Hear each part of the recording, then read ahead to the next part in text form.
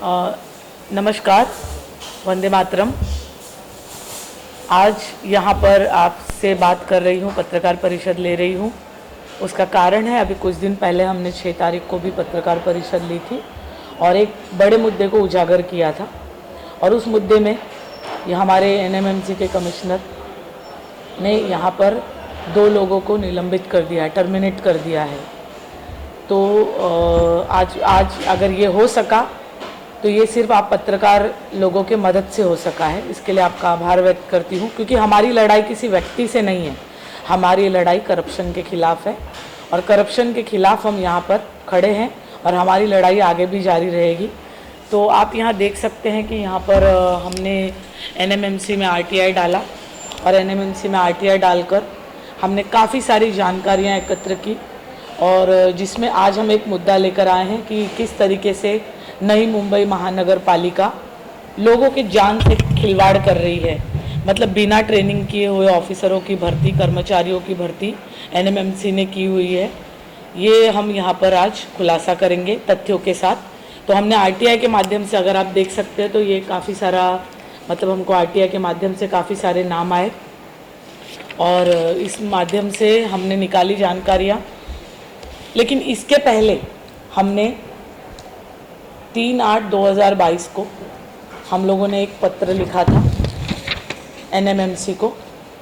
रेणुका गायकवाड़, लक्ष्य फाउंडेशन अध्यक्षा, sister concern NGO है हमारे साथ की, जो आवास फाउंडेशन के साथ काम करती है। 3/8/2022 को नई मुंबई की सुरक्षा के लिए फायर ऑफिसर जो आपने बिना ट्रेनिंग किए हुए भरती किए हैं, आप उनको निकालिए, ऐसी मांग हमने 3/8/2022 को की थी। पण त्यावेळी काय झालं की आमचं त्यावेळी पालिकेतील बोगस सर्टिफिकेट असलेला एक कर्मचाऱ्याने, मतलब एक बोगस सर्टिफिकेट लेने वाला कर्मचारी ने हमारी जो कलीग है, हमारी साथी हैं जो हमारे साथ जो काम करती हैं, उनको धमकी दी और उनको धमकी दी 24 सितंबर 2022 को उन्होंने धमकी दी। तो हमने नासिक में, हमारी जो रेणुका गायकवाड़ जी है यहाँ पर जो बैठी हैं, वो नासिक में उन्होंने जाकर इंदिरा नगर पुलिस स्टेशन में 507 कॉलम 507 सेक्शन 507 के तहत तकरार की। ये उसकी एनसी कॉपी मैं आपको यहाँ पर दिखा रही हूँ। और उसके बाद उसके बाद उनमें इन्वेस्टिगेशन चालू हो गई और उसके बाद एक कर्मचारी खुद से, जो नाम हमने दिए थे कि इनके पास सर्टिफिकेट नहीं है, इनके पास SFTC के सर्टिफिकेट नहीं है, और ऐसा लेटर हमने SFTC सांता क्रूज को भेजा और पत्र व्यवहार चालू हुआ था। State fire training centre Nagpur और मुंबई के सांता क्रूज में है, वहाँ से उन्होंने ट्रेनिंग नहीं ली थी। यहाँ तक कि हम लोग SFTC सांता क्रूज के ऑफिसर डायरेक्टर संतोष वारिक साहब से भी हमने मुलाकात करने की कोशिश की और पहली पत्रकार परिषद के बाद आके कुछ ऑफिसर मिले और उनके नाम 3 आपत्तियों में भी है। तो ये पहली जानकारी आपको दे रही हूँ कि आप सोच रहे होंगे कि आज ये पत्रकार क्यों ले रहे हैं, और जिस तरीके से धमकी दी गई वो ये सारा लेटर मैंने आपको यहाँ पर दिखाया है। उसके बाद हमने ये गवर्नमेंट से निकाली हुई, एनएमएमसी से निकाली हुई लिस्ट है जिसमें हमको आरटीआई के माध्यम से जानकारी दी गई है। यहाँ पे इनके नंबर्स दिए गए हैं, उसके माध्यम से आपको बताऊँगी मैं। ऐसे टोटल 22 से 23 ऑफिसर जिनके पास ट्रेनिंग सर्टिफिकेट नहीं है, इनकी ज्वाइनिंग डेट है। मैं पहला नाम लूँगी, अतकरी किरण लक्ष्मण। मतलब इसको कोई पर्सनली ना ले, ये हमने जो निकाली है जानकारी उस हिसाब से हम बता रहे हैं। इनकी ज्वाइनिंग डेट है, मतलब कितना बड़ा करप्शन है, कितना बड़ा घोटाला है वो बताना चाहती हूँ, कितना बड़ा धोखा दे रहे हैं। आज नई मुंबई महानगर पालिका महाराष्ट्र के अच्छी महानगर पालिका में गिनी जाती है, वेस्ट महानगर पालिका में गिनी जाती है। आज हमारे करदाता जो पैसा देते हैं उससे इनकी पगार चलती है, इनका घर चलता है और परिवार चलता है। तो करप्शन मुक्त नई मुंबई महानगर पालिका होनी चाहिए, वो हमारी लड़ाई। अगर हम यहाँ नाम बता रहे हैं तो ऐसे जो अधिकारी हमने निकाले हम उनके नाम बता रहे हैं। ये पहली सर्टिफिकेट है। इनकी ज्वाइनिंग डेट 16/4/2007 की है, 16/4/2007 की, और इन्होंने ट्रेनिंग लिया 12/3/2006। यानी क्या ट्रेनिंग, जो ट्रेनिंग SFTC की होती है कि आपको अगर कहीं आग लग जाए तो आग लग जाए, अगर केमिकल से लग जाए, किसी तेल से लग जाए तो कैसे बुझाना है, उसका जमीन पर ट्रेनिंग होता है, ना कि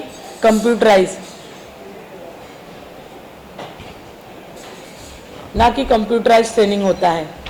तो अगर आप देख सकते हैं कि इनकी जो ट्रेनिंग का डेट है इसमें 1 जुलाई 2016 है और 31 दिसंबर 2016 है। और इस पीरियड में ये एनएमएमसी में नौकरी भी कर रहे हैं, हमारे पास पूरी डिटेल है। सेम टाइम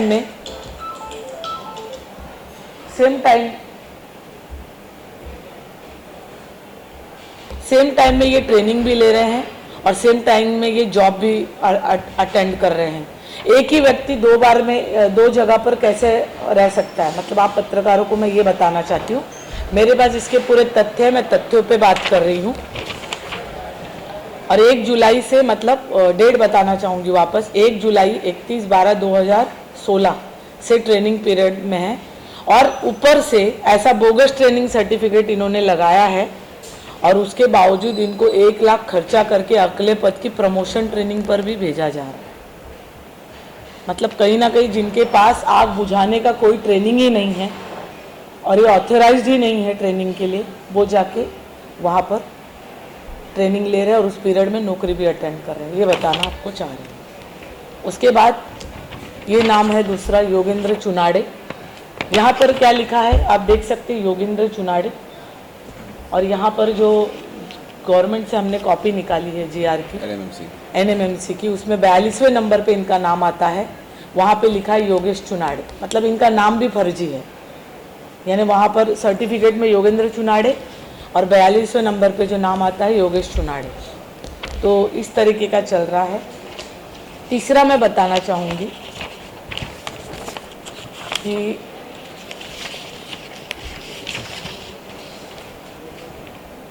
इनका नाम यहाँ पर प्रशांत मधुकर गोले। प्रशांत मधुकर गोले जी के बारे में आपको बताना बहुत ज़रूरी है। इनके पास लाइसेंस था, हैवी व्हीकल की ज़रूरत थी, मतलब वो आज फायर की व्हीकल चलाते हैं, हैवी व्हीकल की लाइसेंस की ज़रूरत थी। लाइट मोटर व्हीकल 2 व्हीलर के लाइसेंस के ऊपर इनकी भर्ती हो जाती है। 2017-18 में इनका बाइक से एक्सीडेंट होता है और बाइक एक्सीडेंट के बाद उनको जिस एम्बुलेंस से लेके जाया जा रहा था हॉस्पिटल, उस एम्बुलेंस का टायर भी फट गया और टायर फटने के बाद उस एम्बुलेंस का एक्सीडेंट हो गया। इनके सर पर गहरी चोटें आई और ये 2 महीने तक इन्होंने इलाज लिया। 2 महीने तक ये अस्पताल में थे, सानपाड़ा के सूरज हॉस्पिटल में एडमिट थे। 2 महीने तक इनका इलाज चलता रहा, जिसका बिल करीब 12 लाख रुपया हुआ। और 12 लाख रुपए के ऊपर 10 लाख के ऊपर म्यूनसिपल कॉरपोरेशन ने भरा, मतलब 12 लाख रुपया सूरज हॉस्पिटल का बिल हुआ था, क्योंकि ये 2 महीना वहाँ एडमिट थे। इनके सर में जो चोटें आई थी, गंभीर चोटें आई थी, उसका इनका इलाज चल रहा था और उसका बिल भी म्यूनसिपल कॉरपोरेशन भर रही थी। मतलब म्यूनसिपल कॉरपोरेशन में यानी जनता के टैक्स के पैसे से भरा जा रहा था। ये होने के बाद फायर की कोई भी गाड़ी नहीं चलाते थे, एम्प्लॉय के साथ हमेशा चिड़चिड़े रहते थे। फिर भी उनको सहायक केंद्र अधिकारी के वरिष्ठ पद के लिए ट्रेनिंग पे भेजा गया, मतलब उनको प्रमोशन दिया गया, वरिष्ठ पद अधिकारी के ट्रेनिंग के लिए भेज दिया गया और अभी वो सहायक केंद्र अधिकारी हैं। और फायर कॉल आने के बाद सहायक केंद्र अधिकारी गाड़ी पर रहेंगे तो गाड़ी गेट के बाहर निकलती है, ऐसा रूल होता है। सहायक केंद्र अधिकारी होगा तो ही गाड़ी बाहर निकल सकती है, fire rule, fire and safety rule के हिसाब से। लेकिन ये जनाब कभी भी फायर कॉल पर नहीं जाते। मतलब आपको पता होगा कि जो फायर के ड्यूटी के ऑफिसर होते हैं उनकी 24 घंटे की ड्यूटी होती है, लेकिन इन्होंने कभी 10 घंटे से ज़्यादा ड्यूटी पर नहीं रहे और उसके बावजूद इनका प्रमोशन किया जा रहा है। रूल के हिसाब से सब स्टेशन ऑफिसर स्टेशन पर रहना अनिवार्य होता है, क्योंकि उनकी 24 आवर्स की ड्यूटी रहती है। लेकिन श्री गोले जी आज तक कभी भी 10 घंटे से ज़्यादा स्टेशन पर नहीं रहे।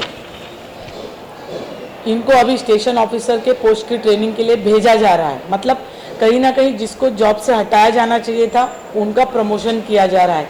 ये सब कुछ देखने के बाद हमारी सुरक्षा यहाँ पर कहाँ है, ऐसा संदेह होता है। स्टेशन ऑफिसर के लिए भेजना ही है तो श्रीमान रोहन कोकाटे साहब को भेजिए, क्योंकि ताकि नई मुंबई के करदाता को सुरक्षा मिले। सीनियरिटी के हिसाब से आप सोच रहे होंगे कि रोहन कोकाटे जी का नाम क्यों ले रही हैं।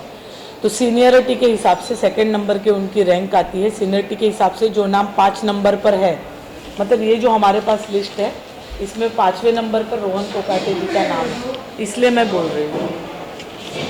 तो ये मैं बताना चाह रही थी कि आज अगर आप देख रहे होंगे कि यहाँ पर मैं 22 ऐसे नाम दे रही हूँ और 22 ऐसे नाम यहाँ पर आप देख सकते हैं जिनके पास कहीं कोल्हापुर का सर्टिफिकेट है, क्योंकि आज टोटल जितनी भी कॉरपोरेशन है वो ऑथोराइज नहीं है फायर ट्रेनिंग कराने के लिए।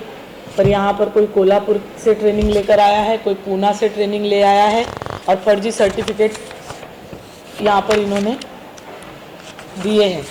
ये जानकारी आप इस पे देख सकते हैं कि आरटीआई के माध्यम से निकाली हुई जानकारी है। ऐसे 22 नाम यहाँ पर आज मैं आप लोगों को, मैं पत्रकार बंधुओं को भी भेज देती हूँ और बहुत जल्दी हमारी PIL भी इस पर बॉम्बे हाईकोर्ट में लगेगी, क्योंकि कहीं ना कहीं हमारे जनता के पैसे से सरकारें चलती है, NMMC चलती है और जब जनता ही सुरक्षित नहीं है तो हमको वो लड़ाई लड़नी है, क्योंकि हम कहीं ना कहीं भय मुक्त समाज चाहते हैं, करप्शन मुक्त समाज चाहते हैं।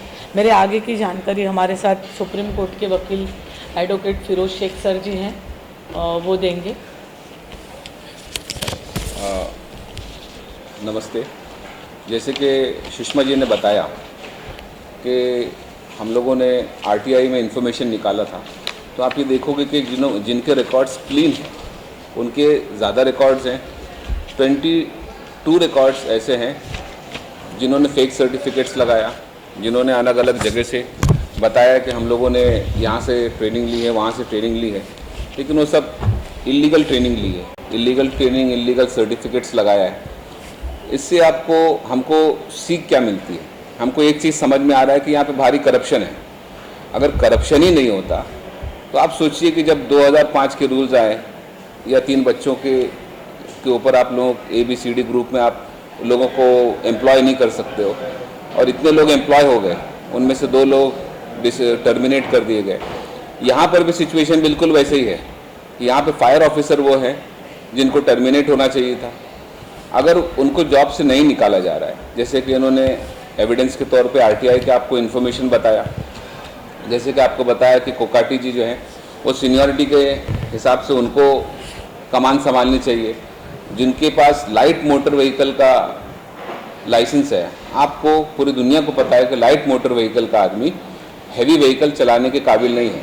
तो जब आप एम्प्लॉय करते हो किसी को, लाइट मोटर व्हीकल के लिए उसका रिक्वायरमेंट ही नहीं है, तो आपने उसको हैवी व्हीकल चलाने कैसे दिया?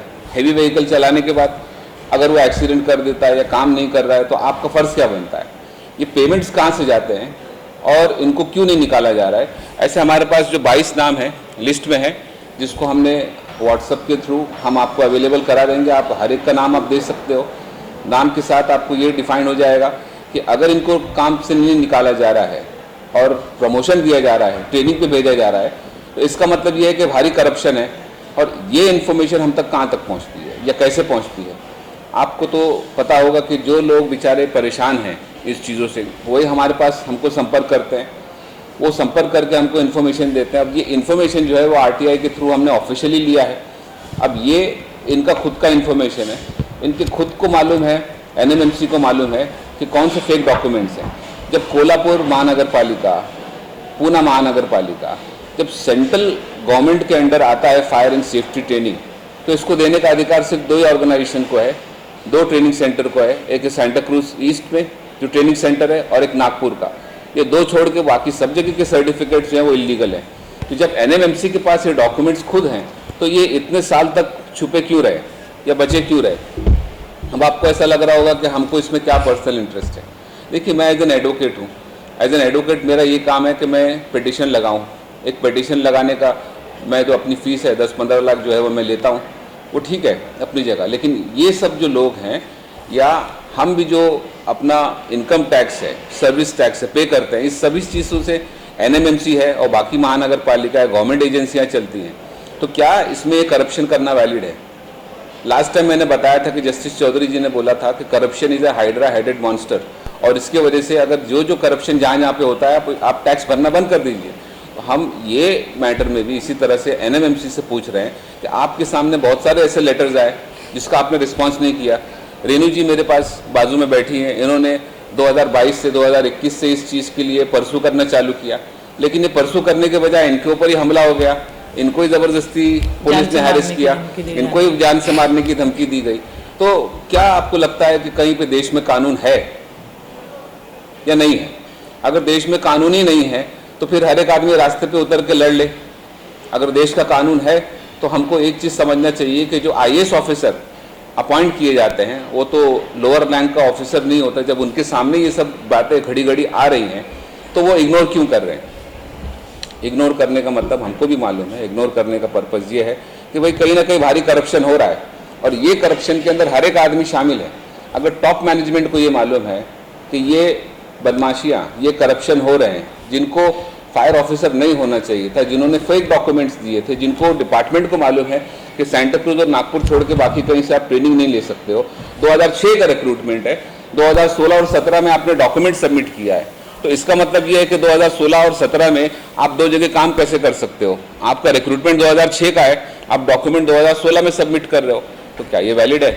यानी कि पहले मैं IAS ऑफिसर हो जाऊं, IAS ऑफिसर होने के मैं 15 साल के बाद बताऊं कि मैं IAS ऑफिसर हो गया, तो क्या ये वैलिड है? तो ये तो कॉन्स्टिट्यूशन, ये संविधान का बिल्कुल मजाक उड़ाया जा रहा है।